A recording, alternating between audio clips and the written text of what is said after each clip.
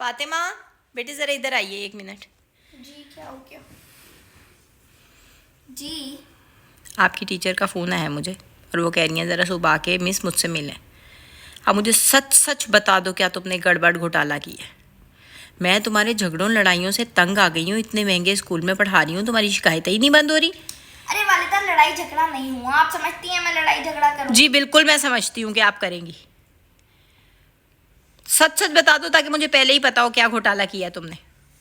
والدہ میرا قصور نہیں ہے اس بار, اور آپ میری بات سنیں. آپ کو سچ سچ میں تب بتاؤں گی جب آپ مجھ سے ایک وعدہ کریں گی. کیا وعدہ؟ کہ اگر میں حق بجانے بھولی تو آپ مجھے سزا نہیں دیں گی. فاطمہ سزاوار ہم آپ کو تبھی ٹھہرائیں گے جب آپ کی سزا ہوئی. تو ہماری سزا جب بنتی ہی نہیں ہوگی تو کس بات کی سزا؟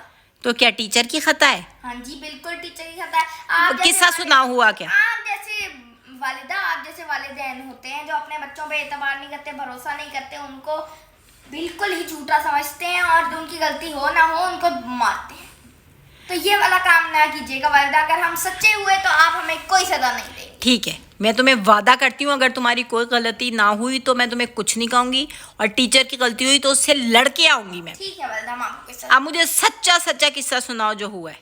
پرسوں صبح ہم جب گئے اپنے مدرسے تو وہاں پہ ہم اساتذہ کے کمرے میں گئے, اسٹاف روم میں. اساتذہ کے کمرے میں گئے تو وہاں پہ ہماری جو جماعت کی استانی صاحبہ ہیں, ٹھیک ہے, وہ دوسری استانی صاحبہ سے باتیں کر رہی تھیں. تو ہم نے بولا میم, مس, استانی صاحبہ, ٹھیک ہے. لیکن سب سے زیادہ غصہ تو والدہ ہمیں ایک بات پہ آیا. پھر غصہ چڑھ گیا کس بات پہ؟ کہ وہ جو کہتی ہیں وہ کرتی نہیں, اور جو کرتی ہیں وہ کہتی نہیں. کیا کہہ دیا, کیا کر دیا؟ فاطمہ سیدھی سیدھی بولو, ایک تو اردو بولنا شروع ہو جاتی ہاں ہے. وہ سمجھاتے ہیں. پہلے ہم اساتذہ کے کمرے والی بات کی طرف چلتے ہیں. تو ہم نے انہیں بولا مس, استانی صاحبہ, میم, ایسے بولا. انہوں نے ہماری بات کا جواب نہیں دیا, دوسری استانی صاحبہ سے باتیں کرنے لگے. ہم نے کہا مس, انہوں نے کہا فاطمہ بیٹے, آپ کو تھوڑے سے بھی ادب و لحاظ نہیں ہے کہ جب دو لوگ بات کر رہے ہوں تو بیچ میں بات نہیں کرتے؟ تو اس میں کیا غلط کہا انہوں نے؟ صحیح کہا. حوصلہ رکھیں والدہ, حوصلہ. میں نے کہا اچھا چلیں میم, میں معذرت چاہتی ہوں, مجھے پتہ نہیں تھا, معلوم نہیں تھا, آئندہ نہیں کروں گی, کوشش. شاباش, بالکل غلطی کرو تو معافی مانگ لو. اب اس سے اگلے دن صبح جب ہماری پہلا اردو کا لیسن شروع ہونے والا ہوا, ٹھیک ہے, تو مس جو ہے ہماری استانی صاحبہ دروازے سے داخل ہوئی. تو میں اور میری سہیلی کچھ بات چیت کر رہے تھے, کوئی ایسی ہی بات کر رہے تھے, گفتگو میں لگے ہوئے تھے. تو استانی صاحبہ نے آ کے پڑھانا شروع کر دیا. مطلب آپ دیکھیں ذرا.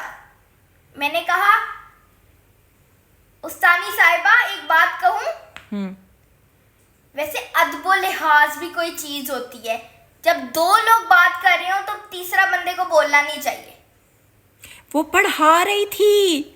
تو والدہ انہوں نے تو کہا تھا کہ جب دو لوگ بات کر رہے ہوں تو تیسرے کو بولنا نہیں چاہیے.